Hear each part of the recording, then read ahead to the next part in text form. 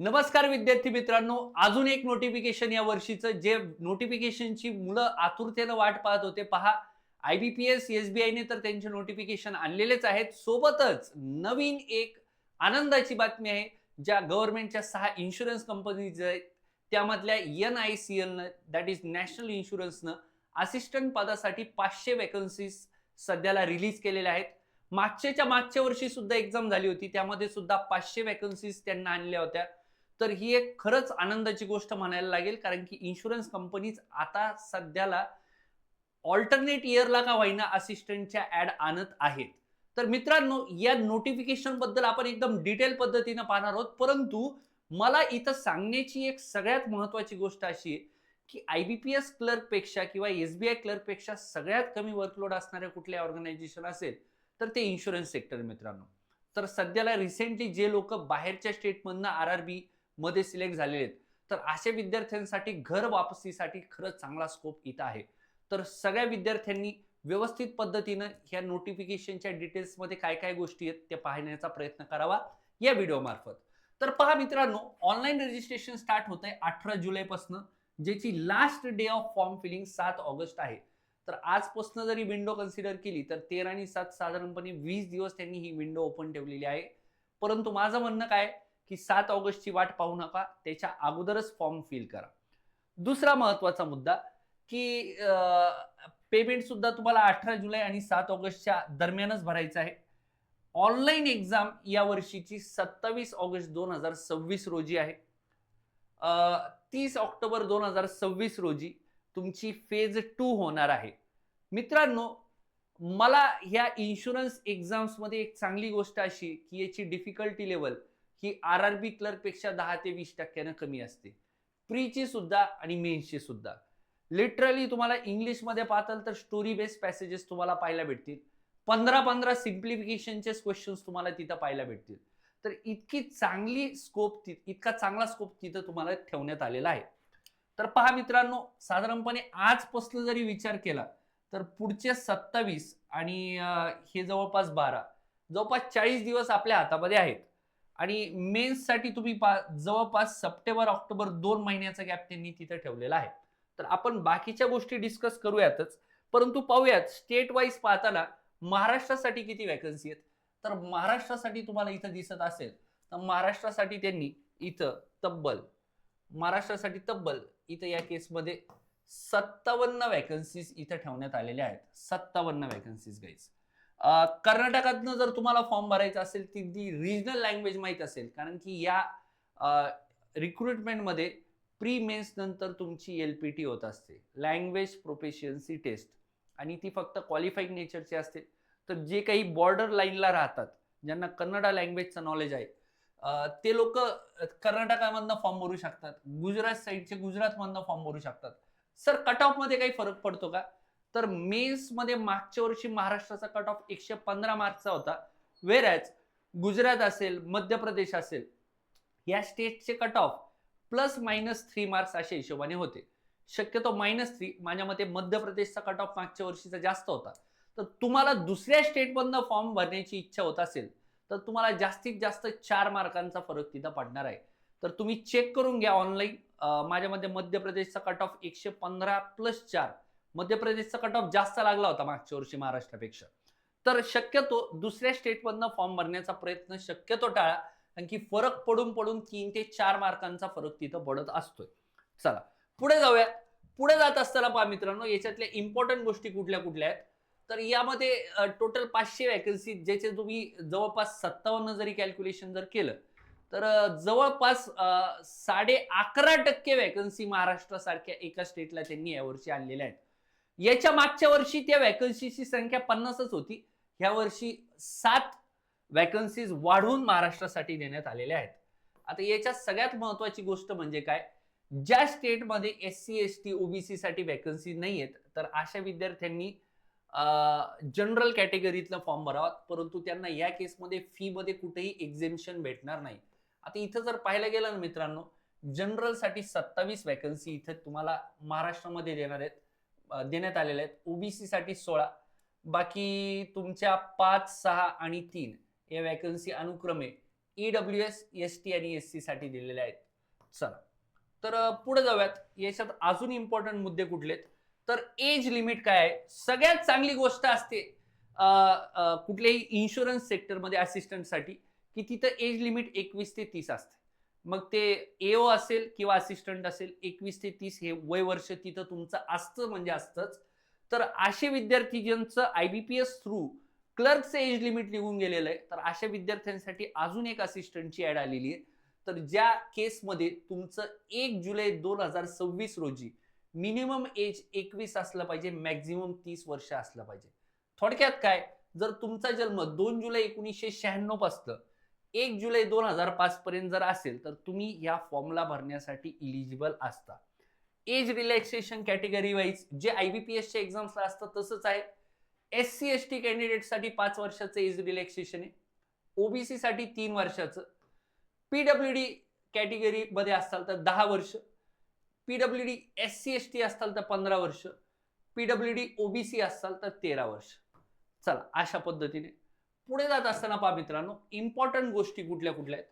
Education qualification 1 जुलै 2026 रोजी तुमच्या हातात कुठल्या तरी रिकॉग्नाइज युनिव्हर्सिटीमधनं प्राप्त झालेली डिग्री असणं आवश्यक आहे.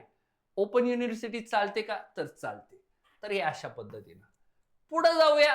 पुढे जात असताना पहा मित्रांनो, इम्पॉर्टंट गोष्टी आपल्याला इथं डिस्कस करायच्या आहेत. फक्त PWD साठीचे गाईडलाईन्स त्यांनी इथं दिलेले आहेत. पुढे जात असताना पहा इम्पॉर्टंट गोष्ट, जे EWS कॅन्डिडेट आहेत इकॉनॉमिकली विकर सेक्शन मधले, त्यांच्यासाठी त्यांनी गाईडलाईन्स दिलेले आहेत. 5 एकरची जमीन असली पाहिजे. रेसिडेन्शियल एरिया 1000 फूट किंवा त्याच्या अबाव नकोय, त्याच्या आतच हवाय. 100 स्क्वेअर यार्ड त्यांनी दिलेलं आहे. बाकी ते तर तुम्हाला माहितीच आहे काय, 1000 स्क्वेअर फूटच्या आत असलं पाहिजे आणि इन्कम आपला 8 लाखच्या आत असला पाहिजे. बरोबर. तर अशा पद्धतीने इथे दिलेलं आहे 8 लाखच्या आत तुमचा इन्कम असला पाहिजे. जे EWS चे नॉर्म्स आहेत ते तसेच आहेत तुमचे. या केसमध्ये प्री एक्झाम ट्रेनिंग तुमची ऑनलाईन फॉर्म मध्ये होईल. जर तुमची 27 ऑगस्टला जर प्री ऍक्च्युअल एक्झाम आहे फेज 1 ची, तर त्याच्या 10 दिवस अलीकडे तुमची काय म्हणतात ट्रेनिंग एक्झाम असते SC ST कॅन्डिडेटसाठी. तर पहा त्यांनी मागच्या वर्षीचाच पॅटर्न कंटिन्यू ठेवलेला आहे. इंग्लिश, रिझनिंग आणि क्वांट हे 30-35-35 अशा हिशोबाने आहे. सर कट ऑफ साधारणपणे किती लागतो महाराष्ट्रासाठी? मागच्या वर्षी कट ऑफ 85 मार्क्सचा लागला होता, 85 मार्क्स. बरोबर. सर मेन्स मध्ये काय केलेलं आहे? Same 5 subject 40 question 40 mark, 200 question 200 mark. वेळ मात्र 2 तासांचा आहे. 30 मिनिट क्वांटला असतील, 30 मिनिट तुमचे इंग्लिशला असतील, 30 मिनिट तुमचे क्वांट रिझनिंगला असतील. तर रिझनिंग इंग्लिश क्वांटला 30 मिनिट, बाकी 2 सेक्शनला 15 मिनिट. मित्रांनो कम्प्युटर आहे आणि तुमचं जनरल अवेअरनेस आहे. 115 पर्यंत साधारणपणे कट ऑफ लागत असतो. आता मी तुम्हाला लिटरली सांगतो, जर 200 पैकी 115 कट ऑफ लागतोय, जनरली असं पाहण्यात येतं की कुठल्याही IBPS क्लर्कच्या एक्झामचा मेन्सचा कट ऑफ हा 40% असतो. 200 चे 40% काढले तर साधारणपणे 80 मार्क होतात. इथे 115 आहे, जवळपास 57.5%. जवळपास 57.5%. मित्रांनो विचार करा ती पेपरची डिफिकल्टी लेवल किती सोपी असेल. हा पेपर मी मागाशी सांगितल्याप्रमाणे RRB क्लर्क प्री सारखा इथला हा पेपर असेल आणि RRB क्लर्क प्रीच्याच लेवलचा तुम्हाला पेपर इथं पाहायला भेटणार आहे. मेन्सचा सुद्धा, सॉरी RRB मेन्स सारखा, RRB क्लर्क मेन्स सारखा हा वाला पार्ट मेन्सचा इथला. तर मित्रांनो हे कम्प्युटर लिटरली खूप सोपं विचारलं जातं, शॉर्टकट विचारतात. हो लिटरली शॉर्टकट विचारतात. तर तुम्हाला इथं मार्क्स घ्यायला खरंच खूप चांगला स्कोप आहे बरं का रे. चला पुढे जाऊया. बाकी त्यांनी इम्पॉर्टंट गोष्टींमध्ये काही सांगितलेलं आहे का खाली पाहायचंय? जर लेट रिपोर्ट केलं तर ते तुम्हाला आत घेणार नाही. जे नेहमी तुम्हाला माहिती तुम्ही लवकर पोहोचतच असता. बायोमेट्रिक डेटा कलेक्ट करणारे ह्यावेळेस तुमचा आयरिस स्कॅन होणार आहे आणि तुमचा लेफ्ट हँड थंब तिथे कॅप्चर तुमचा करण्यात येणार आहे एक्झामच्या वेळेस. रिजनल लँग्वेज टेस्ट आहे तुमची. जे विद्यार्थी सिलेक्ट होतील, शॉर्टलिस्ट होतील तुमच्या ऑनलाईन मेन्स एक्झाम नंतर, त्यांना रिजनल लँग्वेज टेस्ट साठी बोलवण्यात येणार आहे. तर रिजनल लँग्वेज टेस्ट ही फक्त आणि फक्त क्वालिफाईंग नेचरची आहे. तिचा स्कोर तुमचा कन्सिडर केला जाणार नाही. मागच्या वेळेस सुद्धा जे आपले विद्यार्थी सिलेक्ट झालेले त्यांनी सुद्धा सांगितलं होतं साधारणपणे फक्त 2-3 कॅन्डिडेट ते एक्स्ट्राचे बोलवतात, जेवढ्या वॅकन्सी आहेत त्यापेक्षा 2-3 जास्त कॅन्डिडेट बोलवतात. आरबीआय सारखं 1:3 रेशोमध्ये ते एलपीटी साठी लोक बोलवत नाही. तुम्हाला एलपीटीच्या वेळेसच तुमचं डीबी होणार आहे. List of documents to be produce at the time of regional language test if applicable. जर जे डॉक्युमेंट आहेत ते तुम्हाला सांगितलेले आहेत. सगळ्यात पहिलं तर तुम्हाला एलपीटीचा कॉल लेटर घेऊन झालंय. त्यानंतर तुम्हाला व्हॅलिड सिस्टम जनरेटेड प्रिंटआउट पाहिजे ऑनलाईन ऍप्लिकेशन फॉर्मची. त्यानंतर बाकी डेट ऑफ बर्थचं तुमचं सर्टिफिकेट हवंय, बर्थ सर्टिफिकेट तुम्हाला तिथं प्रूफ हवाय त्याचा. आयडेंटिटी व्हेरिफिकेशनसाठी आयडेंटिटी कार्डचं तुमचं प्रूफ हवंय तिथं त्या केसमध्ये. मार्कशीट तुमची 1 जुलैच्या वेळेसचीच हवी. त्याच्या नंतरचं जर असेल तर ते तुम्हाला एंटरटेन तिथं करणार नाही.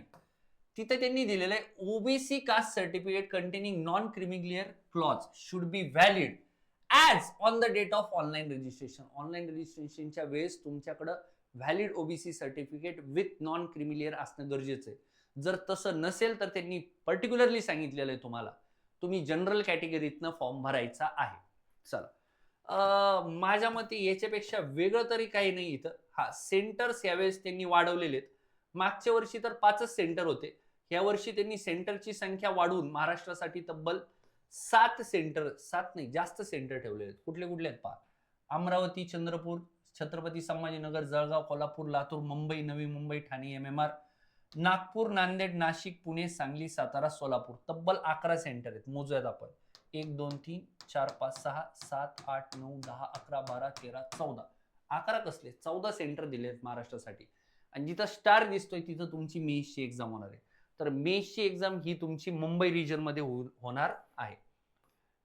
बाकी इम्पॉर्टंट काय इथं सेंटर तुमचे चेंज होणार नाहीयेत.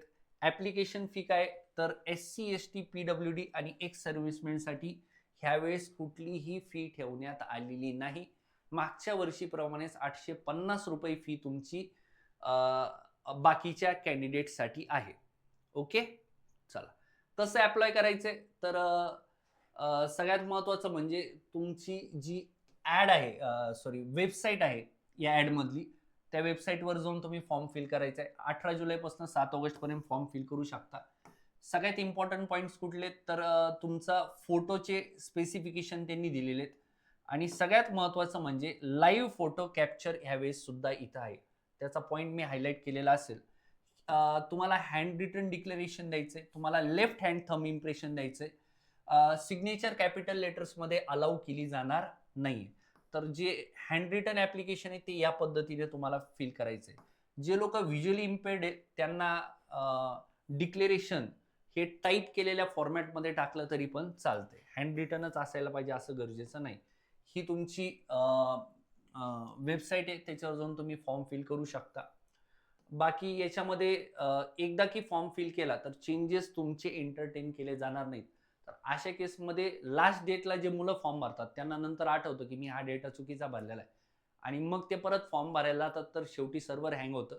तर शक्यतो लवकरात लवकर फॉर्म भरा आणि कोणाला तरी विचारा की बाबा फॉर्म कसा भरायचा असतो, जर तुम्ही फर्स्ट टाइम न्यू कमर्स जर फॉर्म फिल करत असताल तर. बाकी यामध्ये important points live photograph capture यावेळेस दिलेला आहे त्यांनी, तर तो एक महत्वाचा मुद्दा आहे. बाकी मला नाही वाटत काही इम्पॉर्टंट पॉइंट यातले बाकी आहेत. तर मित्रांनो पहा, लिटरली खूप चांगली आणि सोपी रिक्रुटमेंट इथं आलेली आहे. सगळ्यात महत्वाचं म्हणजे काय, याच्यात अजून 1-2 पॉइंट बाकी राहिलेले. प्रोबेशन पिरियड हा 6 महिन्यांचा आहे. कुठलाही बॉन्ड नाही. तुम्हाला 25,000 रुपये जर कंपनी सोडायची असेल तर तुम्हाला तिथं फाईन पे करायला लागतो. या व्यतिरिक्त मागच्या वर्षी तुमचे वेज रिव्हिजन होण्याच्या अगोदर मागच्या वर्षीच्या नोटिफिकेशन मध्ये 39,000 रुपये तुम्हाला सॅलरी दाखवण्यात आली होती. आफ्टर वेज रिव्हिजन ती सॅलरी 53,000 झालेली. आता त्यांनी शॉर्ट नोटीस मध्ये सांगितलेलं आहे जर तुम्ही मेट्रोपॉलिटन सिटीमध्ये काम करणार असाल तर 63,000 रुपयापर्यंतचं पेमेंट तिथं भेटू शकतं. विचार करा मित्रांनो, 63,000 रुपये पेमेंट कुठं आणि IBPS क्लर्कचं ग्रॉस 50,000 रुपये पेमेंट कुठं. तर तुम्ही कंपॅरिझन करा. तर कुठल्याही पद्धतीने पाहिलं गेलं तर IBPS क्लर्कपेक्षा लोड कमी, RRB क्लर्कपेक्षाही लोड कमी आणि सगळ्यात महत्त्वाचं पेमेंट जास्त आहे. आणि सगळ्यात महत्त्वाचं म्हणजे कुठल्याही तालुक्याच्या ठिकाणी खेडेगावामध्ये तुम्हाला काम करण्याची गरज नाही. याचे जे काही सेंटर्स आहेत, ऑफिसेस, हे बऱ्यापैकी तुम्हाला मोठ्या-मोठ्या सिटीमध्येच पाहायला भेटतील. ओके. मोठ्या-मोठी सिटीजमध्ये म्हणजे तुमचे जिल्ह्याचं ठिकाण अशा पद्धतीने. बाकी दुसरी महत्त्वाची गोष्ट अशी, की गव्हर्नमेंटमध्ये जे लोकं ऑलरेडी करतायत, हा एका स्टेटमधनं फॉर्म अप्लाय करायचा आहे. बाकी इथे दिलेलं आहे, candidate who are selected are required to submit discharge letter or relieving letter from their employ. तर तुमचं नो ऑब्जेक्शन सर्टिफिकेट आणि रिलिव्हिंग लेटर तुम्हाला तिथं सबमिट करायला लागणार आहे मित्रांनो, लक्षात ठेवा. तर तुमच्या मॅनेजरसोबत, तुमच्या HR सोबत चांगले संबंध ठेवा, जेणेकरून ते तुम्हाला लवकर, जर तुम्ही कुठं काम करत असाल तर तुम्हाला त्या गोष्टी देतील. सिग्नेचर कॅपिटल लेटरमधली अलाउड नाही आहे. तर हे अशा पद्धतीने पूर्णच्या पूर्ण नोटिफिकेशन होतं. बाकी कोलकाता बेस्ड कंपनी जरी असली तरी त्यांनी कोलकातासाठी यावेळेस 50 जागा ठेवलेल्या आहेत, महाराष्ट्रासाठी 57 जागा ठेवलेल्या आहेत. लिटरली महाराष्ट्र हे एक सुबत्ता असलेलं स्टेट आहे आणि ह्या इन्शुरन्स कंपनीजला सुद्धा माहिती आहे की महाराष्ट्रामध्ये बिझनेस किती चांगल्या पद्धतीने होतो. तर मित्रांनो लक्षात घ्या, इतकं छान नोटिफिकेशन आलेलं आहे. तर चांगल्या पद्धतीने प्रिपेअर राहा मित्रांनो. मी नेहमी सांगतोय, अजून एखादी सरप्राईज ॲड आली तर त्याला तुम्ही सरप्राईज होऊ नका. तर अजून एखादी सुद्धा इन्शुरन्सची अजून एखादी सुद्धा ॲड येऊ शकते. तर तयारीत राहा मित्रांनो. कम्प्युटर, GA वरती चांगल्या पद्धतीने भर ठेवा, कारण की ते डिसाइडिंग फॅक्टर तिथं असतील तुमचे. ओके. तर अशा पद्धतीने होतं NICLचं डिटेल नोटिफिकेशन. तर मॅक्झिमम विद्यार्थ्यांपर्यंत हा व्हिडिओ शेअर करा, जेणेकरून त्यांना फॉर्म फिल कसा करायचा, काय या गोष्टींची आयडिया येईल आणि एक मोटिवेशन भेटेल. शक्यतो अशा विद्यार्थ्यांना सांगा फॉर्म भरायला, तुमचे मित्र असतील जे बाहेरच्या स्टेटमध्ये सध्याला RRB थ्रू गेलेले आहेत, कारण की त्यांना रिटर्न येण्यासाठी खरंच खूप चांगला स्कोप इथं आहे मित्रांनो. Thank you so much. भेटूयात आपण नेक्स्ट व्हिडिओमध्ये.